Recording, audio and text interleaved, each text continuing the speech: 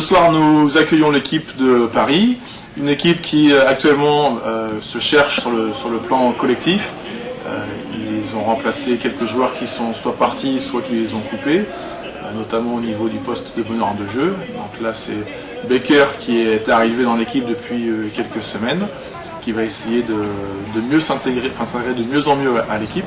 Et aussi un joueur intérieur, Kimani Friend, qui est un joueur intérieur assez athlétique, physique, et qui est là pour amener un peu plus de stabilité à l'intérieur. C'est aussi une équipe qui vient de changer son coach. Donc tout ça fait que c'est une équipe qui est dangereuse parce que même malgré les quelques défaites qu'ils ont accumulées depuis quelques semaines maintenant, une équipe qui va venir chercher une première victoire à l'extérieur. Numéro 7, Kevin Houston. Numéro 8, ici, Sumao. Et le numéro 15, Hope Lewin. Le 5 de départ pour la cible, numéro 4, Aaron Betway.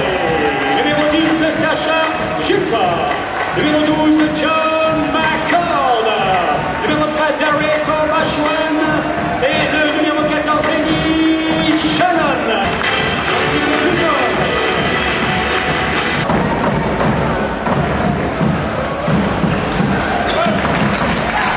Le premier quart-temps se déroule sans encombre pour la SIG, qui après avoir rapidement ouvert le score sur un shoot de Derek Obasohan, reste en tête tout au long de cette période.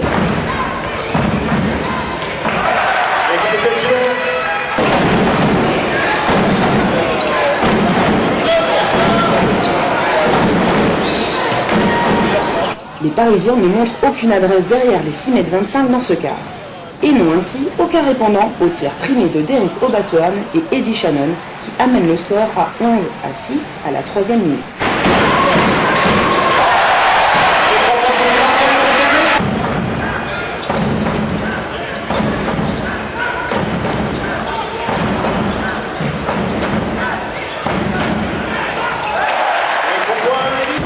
Une autre faiblesse des hommes de Jean-Marc Duprat dans ce quart réside dans le rebond, puisqu'ils ne réussissent à n'en prendre que 3 contre 10, dont 4 par Eddie Shannon pour les Alsaciens.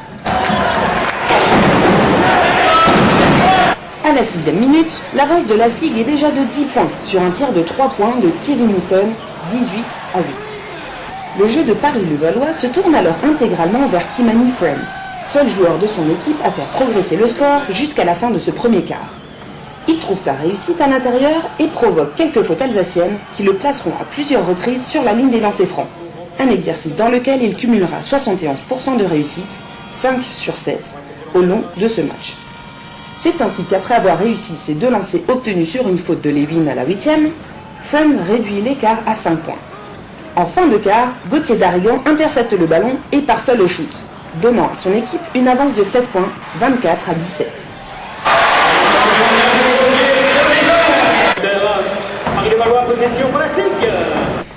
À l'entame du deuxième quart, la SIG poursuit son ascension et creuse progressivement l'écart.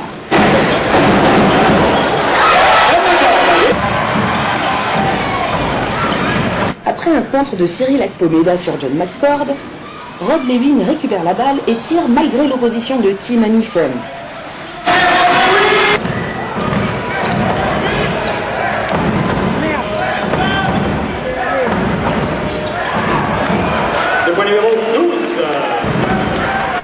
Et si la réponse de Akpomeda sera immédiate, 28-21, elle sera suivie par un tir primé de Kevin Houston et un shoot d'Eddie Shannon très vif et rapide. Par ces shoots, la SIG bénéficie de l'écart maximal du match à son avantage, 33-21.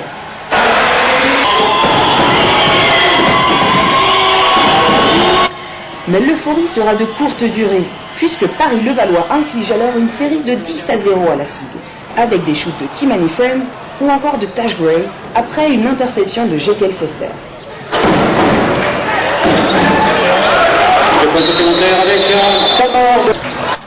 Ce dernier prendra également un rebond défensif quelques instants plus tard, qui permettra à Moshe Mizrahi de marquer à son tour. C'est sans grande difficulté que les Parisiens s'engouffrent dans des brèches d'une défense alsacienne manquant momentanément d'efficacité dans la raquette. Cette série de 10-0 sera interrompue par un tir de 3 points de Derek Obasohan. auquel répondra immédiatement Friend à l'intérieur. Puis un magnifique dunk de Taj Gray, applaudi par le public du Rhenus, met les deux équipes au coude à coude, 36-35. Aaron Petway se montre dépassé face à Kimani Friend, qui le devance au rebond, et qui marque dans la dernière minute un nouveau panier qui, suivi par un tir à 3 points de Moshe Mizrahi, permettra à Paris-Levallois de regagner les vestiaires à la pause avec un avantage obtenu pour la première fois dans ce match, 42-44. Un avantage qui sera définitivement à la faveur de Paris.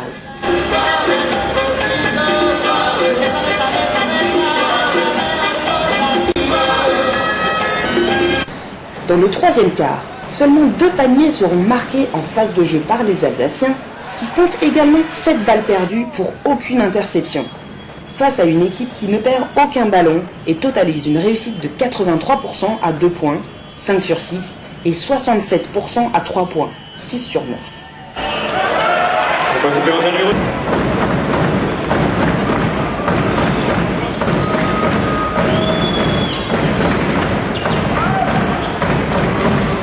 Lay-up de Jekyll Foster, dunk ou encore tir primé sans bavure de Kimani Friend. Les paniers s'enchaînent côté Paris-Levallois, tandis que la SIG ne trouve pas de réussite, jusqu'à ce que Kevin Houston marque à 3 points à la 25e, mais Jekyll Foster ne tarde pas à y répondre.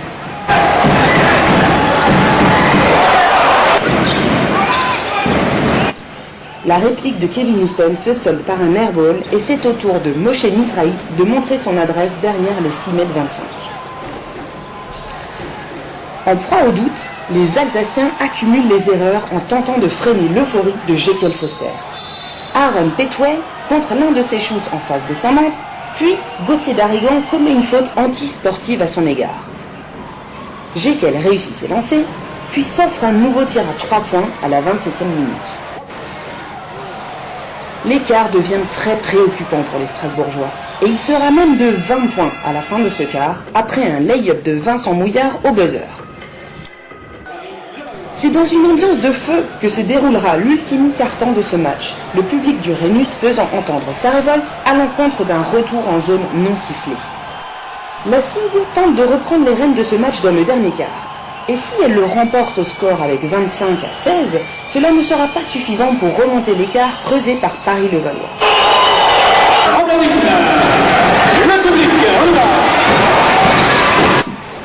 Les Alsaciens retrouvent leur adresse à 3 points, comme en font preuve Sacha Giffa et Derrick Obassoan, qui signent 2 tirs primés au début de ce dernier quart, permettant de réduire l'écart.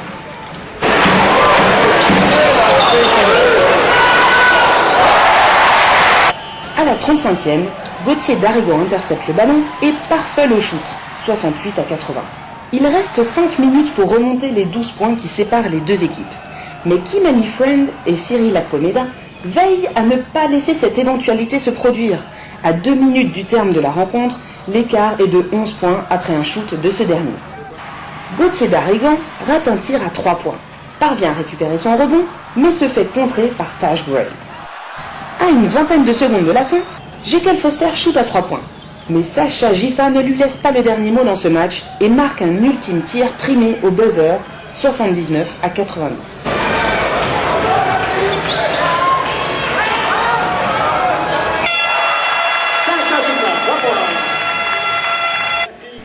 C'est une grosse déception, car au début on avait le match, puis on a eu un trou d'air.